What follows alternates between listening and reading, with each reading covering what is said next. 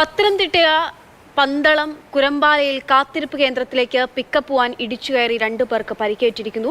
Bus കാത്തുനിന്ന സ്ത്രീക്കും ഡ്രൈവർക്കുമാണ് പരിക്കേറ്റത്. ഞാൻ ഓടി വന്നപ്പോഴത്തേക്കിന് ടെമ്പോ ഓടിച്ച പയ്യൻ റോഡിൽ കിടപ്പുണ്ട്. വെയിറ്റിംഗ് ഷെഡിൽ നിന്ന മായയുണ്ട്. മായ അവിടെ കിടക്കുന്ന ആരും കണ്ടില്ല. പിന്നെ ആൾക്കാർ കാണുന്നത് അബോധാവസ്ഥയിൽ മായ അവിടെ കിടക്കുന്നത്. എന്ത് സംഭവിച്ചെന്നുള്ള വ്യക്തമാണ് നമുക്കറിയത്തില്ല. പയ്യൻ ഉറങ്ങിപ്പോയെന്നാണ് ഇവിടെ പറയുന്നത്. CK അഭിലാലുണ്ട് വിവരങ്ങൾ നൽകാനായിട്ട്. അഭിലാൽ, എങ്ങനെയാണ് അപകടം ഉണ്ടായത്? പരിക്ക് എത്രത്തോളം ഗുരുതരമാണ് ഇരുവരുടെയും?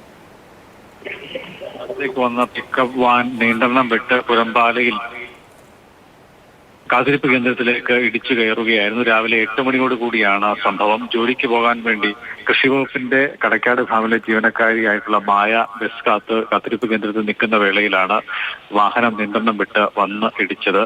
ഇവർ ഇടികൊണ്ട് സമീപത്തെ പുരയിടത്തിലേക്ക് തെറിച്ചു വീണ് ഇവരുടെ കൈക്ക് ഒടിവ് സംഭവിച്ചിട്ടുണ്ട്.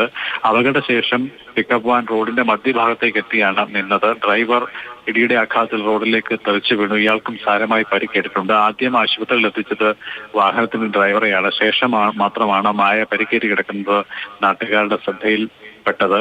ഈ വാഹനത്തിന്റെ ഡ്രൈവർ ഉറങ്ങിപ്പോയതാണ് അപകടത്തിനിടയാക്കിയതെന്നാണ് സംശയം.